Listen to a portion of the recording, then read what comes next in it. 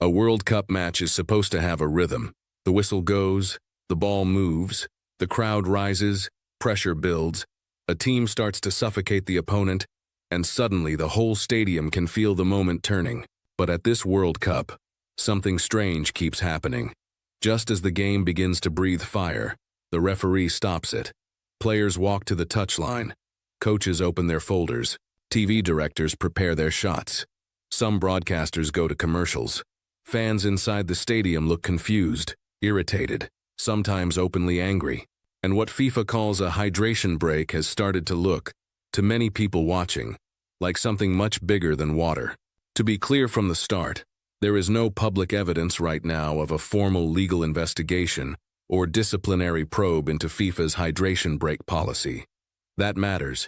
We are not going to pretend there is a secret courtroom case if there isn't one. But in football terms, these breaks are absolutely under investigation. By coaches, by players, by medical experts, by broadcasters, by supporters who paid huge money to sit in a stadium and found themselves booing a pause that was supposed to protect the athletes. And that is the problem. A water break has become a trust break. FIFA's idea sounded simple enough when it was announced. At the 2026 World Cup, every match would include a 3-minute hydration break in each half. One around the middle of the first half, one around the middle of the second.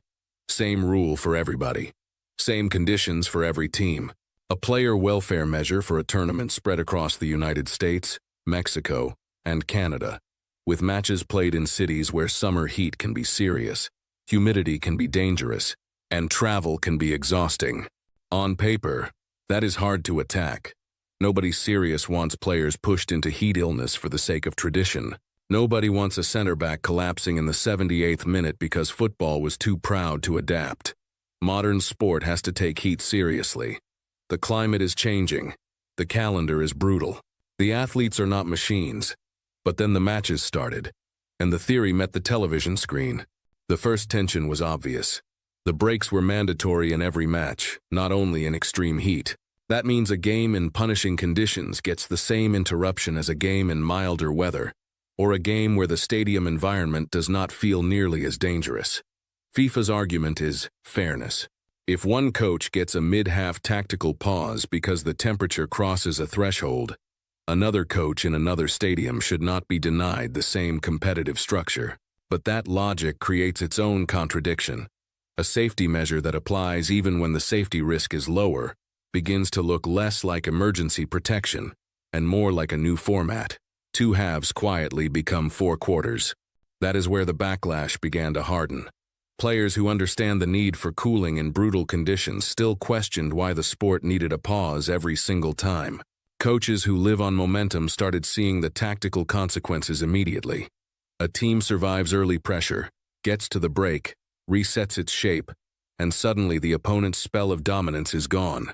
Or a smaller team catches a favorite sleeping, scores, rides the emotional wave for 60 seconds, and then the game stops long enough for the favorite's manager to drag everyone back into a plan. That is not just hydration. That is coaching access. And coaches know it. Some managers have openly treated the break as a chance to adjust. Others have warned that football's continuity is being damaged. Paraguay coach Gustavo Alfaro became one of the loudest voices against the policy, arguing that the rhythm of the game was being cut into pieces and that these pauses should be used only in special conditions, not imposed as a universal rule. Marcelo Bielsa, a coach whose entire football philosophy is built around flow, pressure, movement, and emotional tempo, has also criticized the breaks for taking something away from the game's natural character. Thomas Tuchel has admitted the interruption affects matches more than he expected. That is not a fringe complaint. That is elite-level football people saying, "This changes the sport." FIFA's first institutional response has been defensive, but clear. Gianni Infantino has insisted the decision is sporting, not commercial. FIFA's position is that the breaks protect players, create equal conditions, and do not generate extra revenue because commercial agreements were already signed. That response is important because it directly addresses the most suspicious reading of the controversy, that these pauses are really advertising windows dressed up as welfare. But here is where trust becomes fragile. Even if FIFA is telling the truth about no additional revenue, the optics are still brutal. Viewers see the referee stop the game. They see players near sponsor-branded bottles. They see broadcasters with the option to go to advertisements after the break begins. They see a global tournament, already surrounded by record media deals, premium sponsorship, and giant commercial machinery. So when they are told, this is purely about the players, some believe it. Others hear another version of the modern football promise. Trust us. This is for your own good. Football fans have heard that sentence before. They heard it when competitions expanded in the name of opportunity, and then the calendar became more crowded. They heard it when VAR was introduced to remove controversy, and then controversy simply became slower, more technical, and sometimes even more confusing. They heard it when ticketing and hospitality were described as growth, while ordinary supporters felt pushed further from the center of the game. That is why this story has grown. It is not because fans hate water. It is because they fear the direction of travel. The counter-response comes from medical experts, and this is where the argument becomes more complicated. Some scientists and heat safety specialists are not saying the breaks are too much. They are saying the opposite.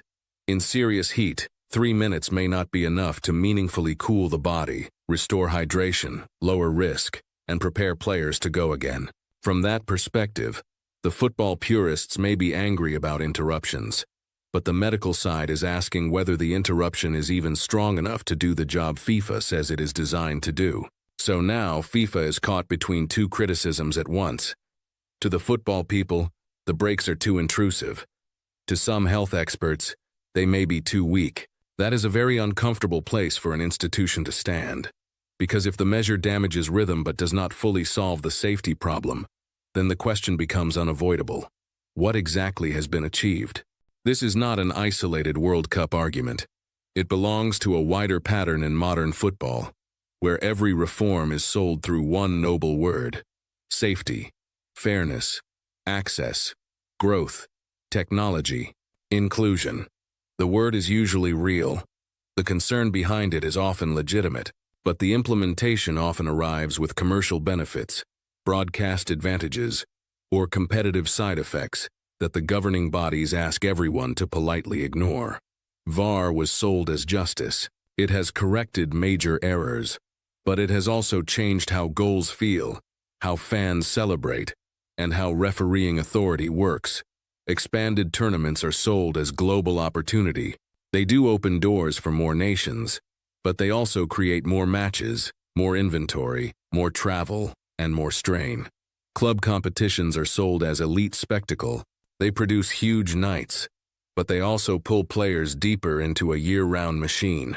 Now, hydration breaks are sold as welfare, and they may genuinely be welfare, but they also create tactical timeouts, broadcast windows, sponsor visibility, and a different emotional rhythm.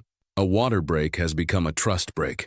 There is a historical echo here, and it is worth remembering because football has faced this before. At the 2014 World Cup in Brazil, cooling breaks entered the global conversation during the Netherlands versus Mexico match in Fortaleza. The conditions were extreme, and the pause made sense in a way almost everyone could understand. It was visibly hot. Players were suffering. Fans were searching for shade. The break felt tied to the reality in front of everyone's eyes. But even then, the tactical impact was obvious. Coaches used the pause to instruct, reset, and change the game.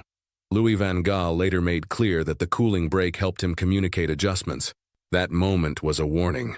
Once you stop football, you do not only cool bodies, you cool momentum, you cool panic, you cool pressure. You give managers a doorway into a match that normally forces them to wait. The difference in 2026 is scale. What was once situational has become structural, and that is why the stakes are bigger than 3 minutes. If FIFA can normalize mid-half interruptions in the World Cup, the most watched football competition on earth, then every other competition will study the reaction. Leagues will ask whether similar breaks can be justified in hot months. Broadcasters will measure retention. Sponsors will measure visibility. Coaches will build tactical plans around the pause. Players will learn to manage games in segments. Fans will slowly adjust, or they will resent it every time the whistle comes. This is how football changes. Not always through one dramatic announcement. Sometimes it changes through a small pause that returns every match until it feels normal. And maybe that is the real investigation now. Not whether hydration is good. Of course hydration is good. Not whether heat can be dangerous. Of course heat can be dangerous. The real question is whether FIFA designed the cleanest possible player safety measure, or whether it designed a one-size-fits-all interruption that solves several institutional problems at once while asking fans to focus only on the water bottle. Think about what this actually means. If the game is dangerously hot, why only 3 minutes? If the game is not dangerously hot, why stop it anyway? If the break is purely sporting, why does it so perfectly fit the shape of television? Those questions do not prove corruption. They do not prove bad faith. But they do prove something FIFA should be worried about. People no longer automatically believe the explanation. That loss of trust is the real scandal. Because football fans are not naive. They know modern tournaments need money. They know broadcasters pay enormous fees. They know sponsors keep the whole machine moving. Most fans can accept commercial reality when it is honest. What they reject is being told not to notice what is happening in front of them. A player walks to the sideline. A coach grabs a tactics board. A director cuts away. A stadium boos. A sponsor logo sits in the frame. Then the match restarts, and everyone is expected to pretend nothing changed. But something did change. The silence before the restart feels different now. It is not just players drinking water. It is the sport negotiating with itself in public. Safety against spectacle. Welfare against rhythm. Fairness against authenticity. Business against belief. And somewhere in the middle of it all is the fan in the upper tier, holding an expensive ticket, watching 22 elite footballers stand still, while the loudest tournament in the world pauses for 3 minutes. That image will last longer than FIFA thinks, because this World Cup may be remembered for goals, stars, shocks, and records. But it may also be remembered as the tournament where the smallest break exposed the biggest question. Who is the game being stopped for? Drop your answer in the comments, because this one is not as simple as for or against. Do you see hydration breaks as necessary protection in a hotter football world, or as another sign that the World Cup is being reshaped for television? Like the video if you want more straight analysis without the spin. Subscribe for the next controversy breakdown. And until then, keep watching the moments between the moments. That is where football usually tells the truth.